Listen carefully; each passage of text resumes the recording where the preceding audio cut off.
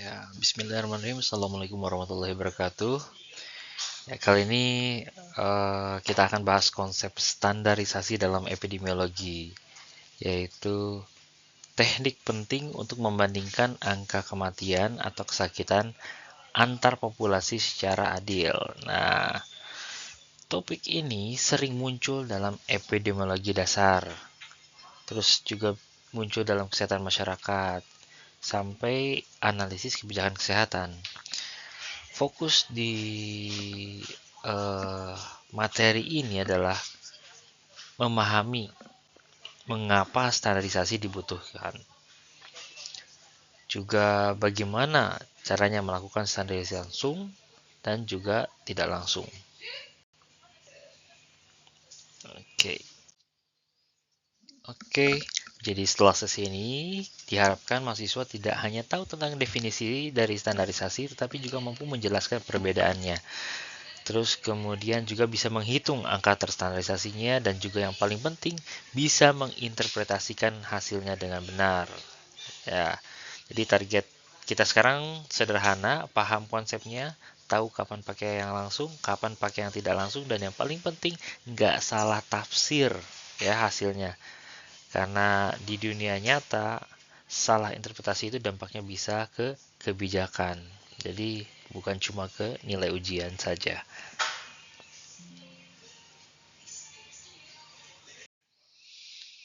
Dalam epidemiologi, kita sering membandingkan angka kematian atau kesakitan antara daerah, ya, satu dengan yang lainnya atau antar daerah atau negara.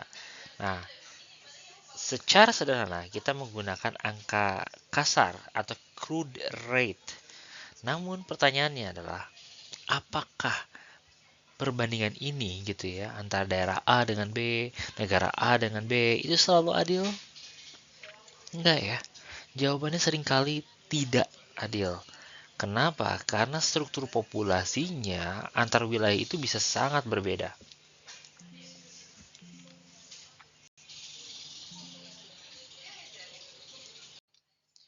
Oke, kita ambil contoh. Jika kita perhatikan tabel di bawah ini, angka kematian kasar atau crude rate ratio dari penyakit jantung iskemik pada negara maju itu seperti Jerman, Australia, Kanada, itu 4 kali lebih tinggi daripada negara Jepang dan Brazil. Hal yang kita perlu analisis yaitu apakah perbandingan ini sudah tepat dan adil? Ya, melihat kemungkinan perbedaan sebaran populasi pada setiap negara dan jumlah kasus yang ada bagaimana? Ya, kita amati bahwa kelemahan utama dari membandingkan angka rata-rata kasar atau crude rates adalah angka rata-rata ini tidak memperhitungkan fakta bahwa perbedaan populasi itu memiliki perbedaan struktur umur dan resiko menjadi sakit atau kematian bervariasi terhadap umur. Ya, kita bisa lihat nih dari dua grafik ini. Pada dua grafik ini jumlah penduduk di Jerman dan Brasil bisa kita lihat ya. Kita lihat bahwa proporsi penduduk tua itu lebih banyak di negara Jerman, sedangkan proporsi penduduk muda itu lebih banyak terdapat di Brazil. Oleh karena itu, jika kita bandingkan kesehatan jantung pada dua negara ini, itu pasti memiliki ya makna yang pastinya signifikan. Dengan kata lain, usia itu dapat menjadi faktor perancu atau confounding factors yang mempengaruhi angka crude rates atau rata-rata kasar kematian dari populasi dengan penyakit jantung iskemik pada kedua negara.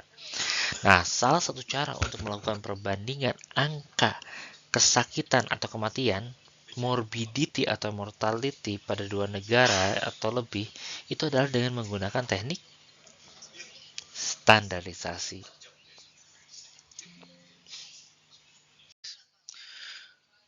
Kita sepakati dulu ya, kenapa kita perlu membandingkan struktur umur sebelum bicara soal risiko kesehatan.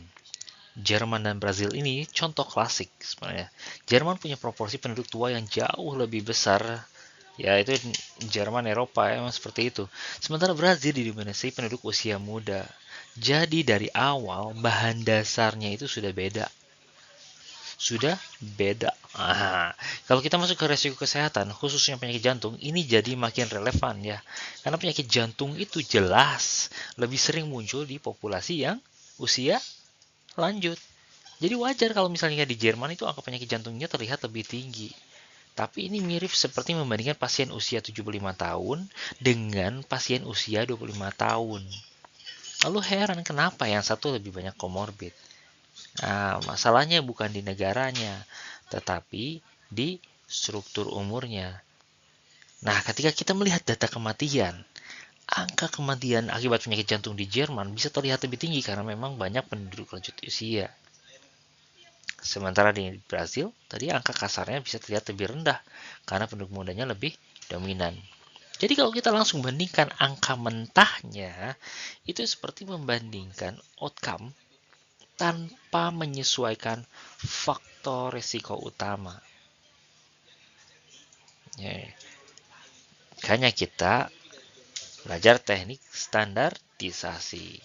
Jadi, supaya apa? Supaya perbandingan ini jadi lebih adil dan juga lebih bermakna tentunya. Jadi, dengan standarisasi ini, kita mencoba menjawab pertanyaan yang lebih tepat. Kalau struktur umur di Jerman dan di Brazil itu disamakan struktur umurnya, apakah resikonya tetap berbeda? Jadi ini bukan soal siapa negaranya yang lebih sehat, tetapi bagaimana kita membaca data dengan cara yang benar. Ya, bisa dilihat di sini ya tujuan-tujuan standarisasi dalam epidemiologi. Tujuan utama standarisasi adalah menghasilkan ukuran yang setara dan dapat dibandingkan. Jadi kita tidak sedang mencari angka asli, tetapi melainkan angka hipotetik. Ya, hypothetical number. Berapa angka kematian suatu populasi jika struktur umurnya sama dengan populasi pembanding? Nah, apa itu standarisasi? Menurut Webb et al., standarisasi itu merupakan suatu metode yang digunakan untuk menghasilkan ukuran yang setara atau comparable antara beberapa populasi atau subgrup dengan memperhitungkan faktor confounding. Ya, faktor perancu utama seperti perbedaan umur dan jenis kelamin pada komposisi populasi atau subpopulation yang berbeda.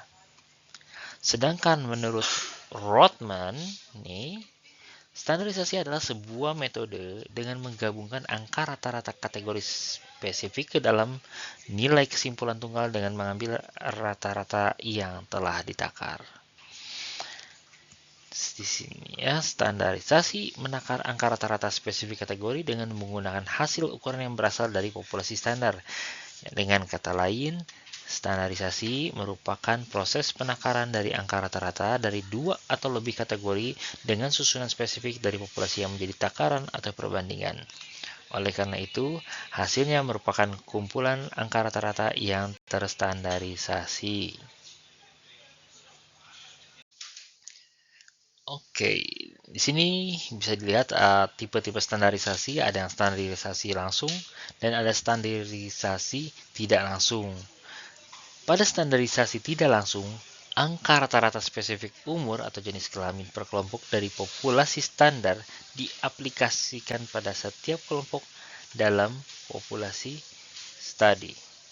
Sehingga hasil dari standarisasi tidak langsung adalah rasio angka kematian atau kesakitan yang terstandarisasi atau standardized mortality atau incidence ratio, ya, SMS atau SIR. Nah,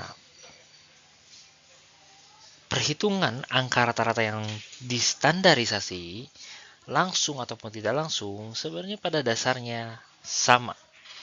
Kedua metode ini sebenarnya bisa digunakan untuk mempertimbangkan faktor lain selain umur dan jenis kelamin.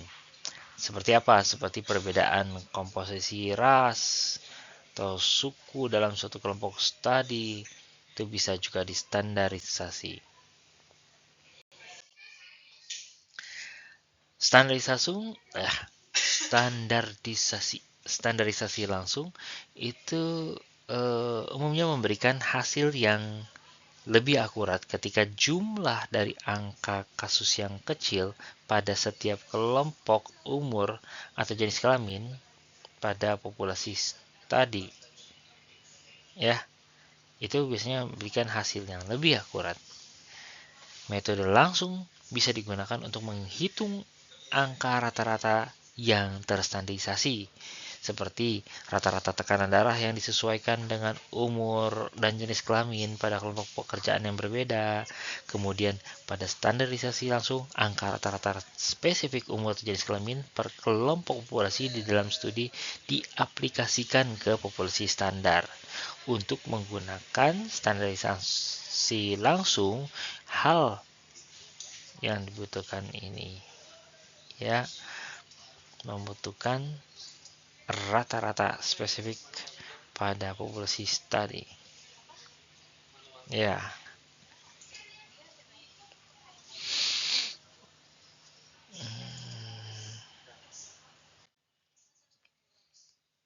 Oke, sebelum lihat angka, saya mau bilang dulu kalau di slide ini tidak ada yang perlu dihafal. Ya, kita cuma perlu paham ceritanya. Jadi angkanya itu cuma alat bantu saja. Bayangkan kita sedang melihat beberapa kelompok umur. Nih ya. Kenapa umur dipisah-pisah nih sebelah sini? Karena resiko sakit itu tidak sama di setiap usia. Sama seperti di klinik, bayi, dewasa, lansia, itu jelas resikonya beda. Nah, di kolom awal kita cuma mencatat dua hal sederhana di sini. Beberapa orang yang sakit atau meninggal dan berapa jumlah orangnya di tiap kelompok umur. Dari sini kita bisa dapat satu pertanyaan simpel. Di kelompok umur ini resikonya besar atau kecil? Lalu muncul kolom yang namanya populasi standar. Nih, populasi standar. Anggap populasi standar ini sebagai penggaris yang sama untuk semua. Jadi semua populasi kita suruh pakai ukuran yang sama supaya bisa dibandingkan. Nah, ketika kita mengalihkan angka risiko ya dengan populasi standar tadi ya, kita sebenarnya sedang bertanya, kalau struktur umurnya sama, kira-kira akan ada berapa kejadian? Nah, gitu. Kalau tadi kan bisa beda ya, dari struktur umurnya yang Brazil sama Jerman udah beda nanti. Kalau struktur umurnya sama, kira-kira akan ada berapa kejadian nih? Itu sebabnya namanya di sini adalah angka kematian yang diharapkan. Walaupun kita tidak, ya ada juga diharapkan rendah ya, tidak mengharapkan tinggi. Angka kematian yang diharapkan. Setelah itu, kita tidak lagi melihat detail per umur. Sini ya, tapi menjumlahkan semuanya. Hasil akhirnya adalah satu angka ringkasan, yaitu angka kematian yang sudah disesuaikan dengan umur. Ya, di sini angka ini bukan untuk menakut-nakuti, tetapi justru untuk menghindari kesimpulan yang salah. Karena tanpa terstandarisasi, kita bisa saja menyalahkan suatu daerah.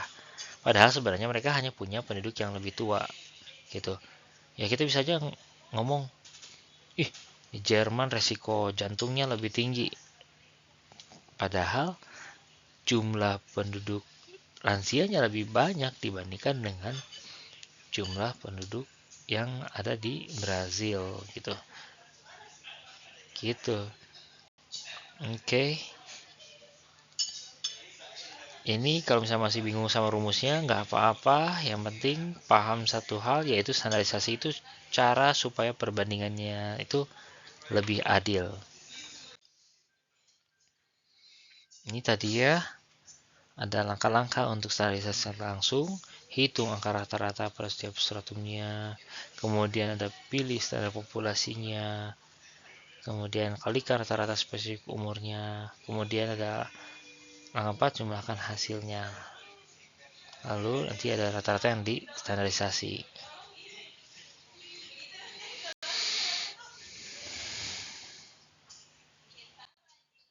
Ini juga nih ya langkah-langkah perhitungan pada standarisasi, langsung hitung angka rata-rata pada setiap stratum. Tuh. Kemudian pilih populasi standar yang akan digunakan sebagai acuan standar, misalnya populasi standar dunia.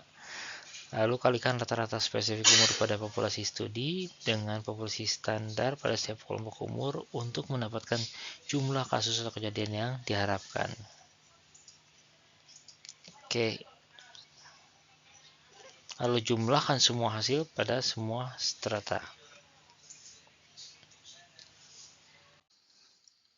Oke, jadi di slide ini fokusnya bukan rumusnya, tapi idenya ya. Kita pengen tahu kalau struktur umur disamakan, berapa sebenarnya angka kematian atau kesakitannya. Jadi yang kita pakai adalah angka yang diharapkan, bukan angka mentah. Hasilnya itu disebut dengan angka terstandarisasi. Terstandarisasi. Ya, dan ini nanti yang kita akan bandingkan antar populasi secara adil ya.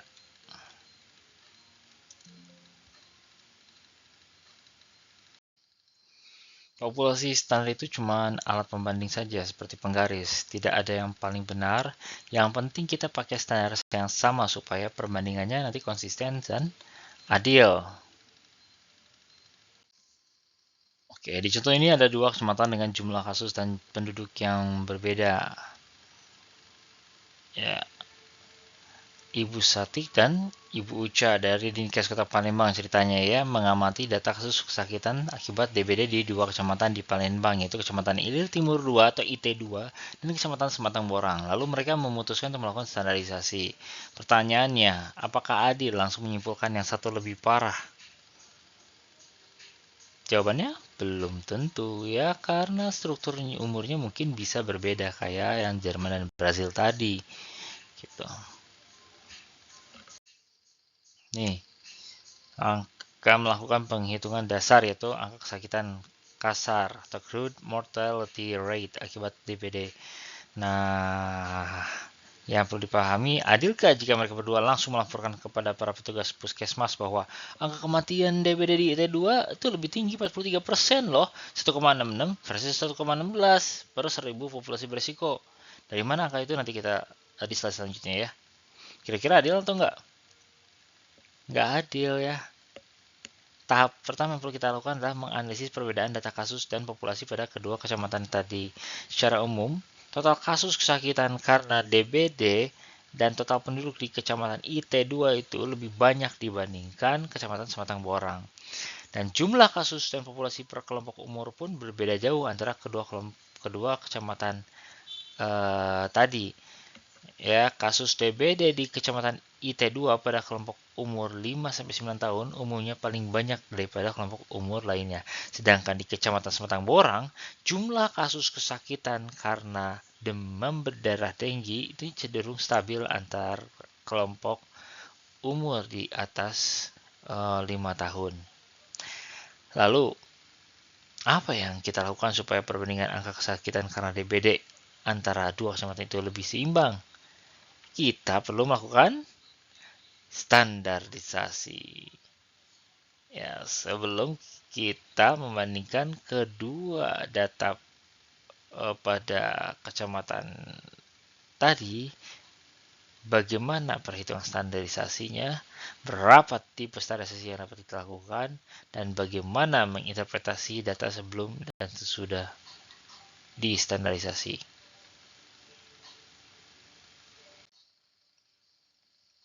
Langkah pertama itu selalu hitung angka kasarnya dulu ya, crude rate-nya dulu. IT2 terlihat lebih tinggi dibandingkan Sematang Borang, tapi di sini kita belum bisa ya menyimpulkan apa-apa karena ini baru titik awal sebelum standarisasi. Lalu langkah kedua adalah melakukan proses perhitungan standarisasi. Jadi perhitungan standarisasi langsung kejadian kematian akibat demam berdarah Dengue di Kecamatan IT2 distandarisasi oleh data di Kecamatan Sematang Borang, Kota Palembang nih.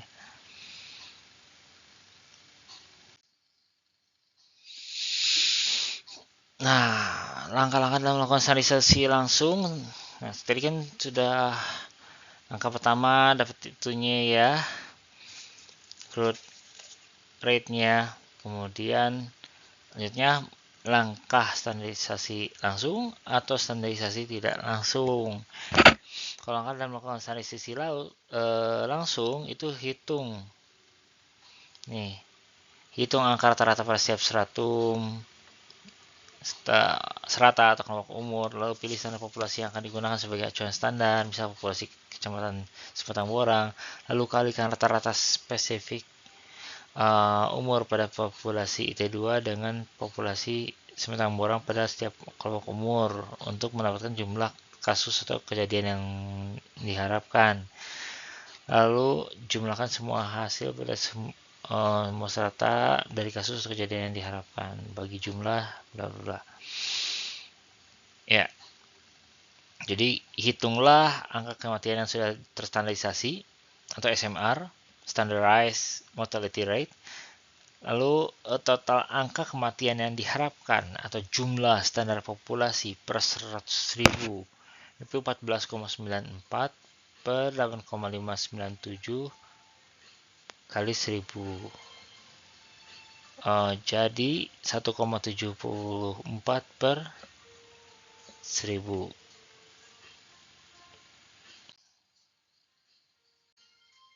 Berikutnya tugas. Ya, di sini ada tulisan tugas nih. Nah, standarisasi angka kematian penyakit jantung di Jerman terhadap populasi dunia. Yang pertama, hitung angka rata-rata pada setiap stratum. Kedua, pilih standar populasi yang akan digunakan sebagai acuan standar. 3, kalikan rata-rata spesifik umur pada populasi studi dengan populasi standar. Keempat, jumlahkan semua hasil pada semua serata dari kasus atau kejadian yang diharapkan. Ini nanti tolong diinterpretasikan tabelnya. Standarisasi langsung angka kematian penyakit yang jantung iskemik pada laki-laki di Jerman terhadap populasi dunia sebagai standar.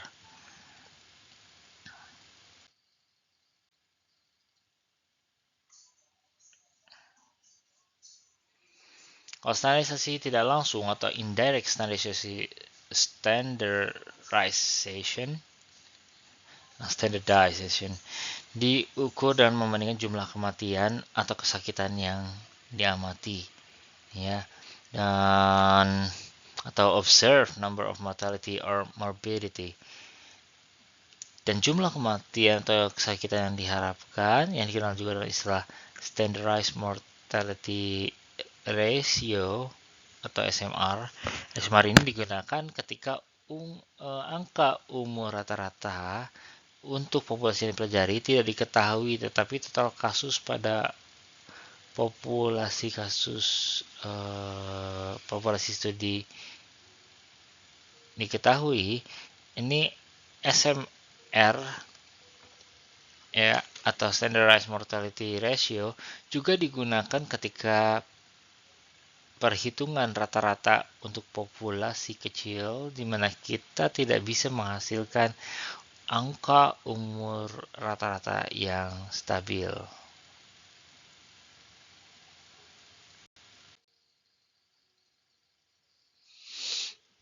Ya, kalau standarisasi tidak langsung atau indirect standardization itu diukur dengan membandingkan jumlah kematian atau kesakitan yang diamati itu atau observed number of mortality or morbidity, dan jumlah kematian atau kesakitan yang diharapkan yang dikenal juga dengan istilah SMR, Standardized Mortality Ratio.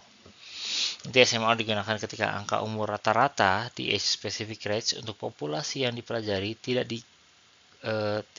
diketahui, tetapi total kasus pada populasi studi diketahui.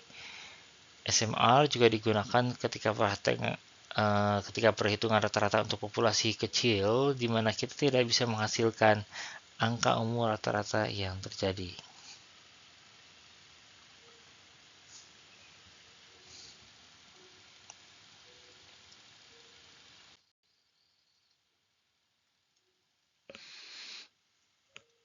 Berikutnya mengenai proses penghitungan pada standarisasi tidak langsung. Ini langkah-langkahnya dalam melakukan standarisasi tidak langsung.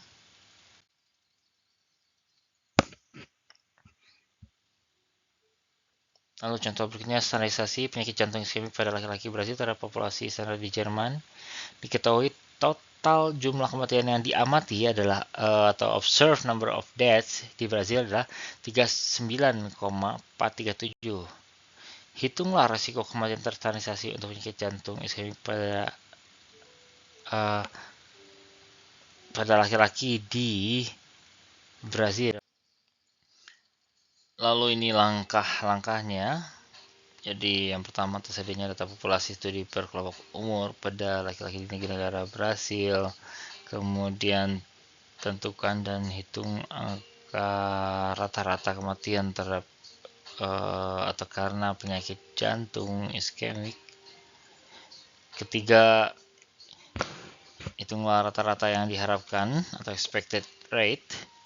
Jumlahkan total observed cases pada populasi Brazil dan total expected cases pada populasi Jerman.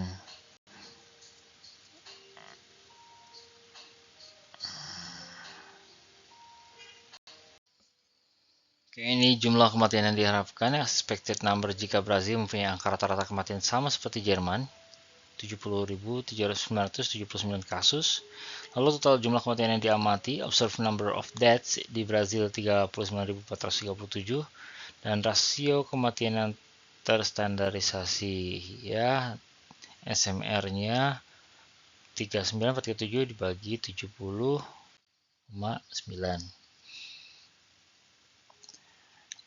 Ya, untuk interpretasinya, angka kematian kasar dari penyakit jantung iskemik pada laki-laki Brazil kurang dari seperempat dari angka kematian kasar karena penyakit jantung iskemik pada laki-laki Jerman, 47 versus 211 per 100.000 penduduk per tahun. Tetapi umur rata-rata dari populasi Brazil sangat lebih rendah dari populasi Brazil daripada Jerman. Ketika kita standarisasi dengan umur, rasio kematian yang distandarisasi atau SMR itu bernilai 0,56 yang mengindikasikan bahwa angka kematian karena penyakit jantung iskemik di Brazil adalah setengah dari angka kematian penyakit yang sama di Jerman. Tugas lagi, standarisasi tidak langsung, ya, angka kematian akibat DBD di Kecamatan IT2 dengan Sematang Borang sebagai standar populasi. Ini ada rekanan mengamati data kasus kesakitan akibat TBD di Kecamatan Palembang. Lalu kemudian Kecamatan Ilir Timur 3 dan Kecamatan Sematang Borang, jika hanya diketahui total kasus N 89 kasus populasi berseratus pada Kecamatan IT2 dan diketahui angka rata-rata kematian pada populasi standar di Kecamatan Sematang Borang, standarisasi apa yang biasa mereka lakukan? Udah panjang-panjang, standarisasi apa yang bisa mereka lakukan? Nah, tugasnya ini, ya, tuliskan langkah-langkah yang harus dilakukan Ibu Sati dan Uca dalam penghitungan standarisasi tidak langsung. Lalu lakukan penghitungan rasio kematian akibat DBD di Kecamatan Ilir Timur 2. Dari kesimpulan atau summary, pentingnya standarisasi diperlukan untuk perbandingan data penyakit secara setara di populasi yang berbeda. Kemudian metode standarisasi bisa langsung ataupun tidak langsung. Yang langsung itu digunakan jika rata-rata kesakitan atau kematian per strata dan angka populasi standar diketahui, kemudian menghasilkan angka rata-rata kematian atau kesakitan yang distandarisasi. Kalau yang tidak langsung, digunakan jika hanya total kasus kesakitan, kematian, dan jumlah populasi per strata, dan menghasilkan rasio kematian atau kesakitan yang distandarisasi. Oke, untuk summary, langkah-langkah standarisasi ada yang langsung dan tidak langsung. Untuk yang langsung, hitung angka rata-rata per stratum, pilih populasi standar, kalikan rata-rata spesifik umur dengan populasi standar, dan kemudian jumlahkan hasil dan bagi dengan populasi standar. Yang tidak langsung, tentukan angka rata-rata pada populasi standar, hitung angka rata-rata yang diharapkan, dan C, jumlahkan total yang diamati dan yang diharapkan. Untuk tidak langsung, ada bagi total observasi dengan total expected count. Oke, ini di bawah lihat sendiri aja ya kesimpulannya ya.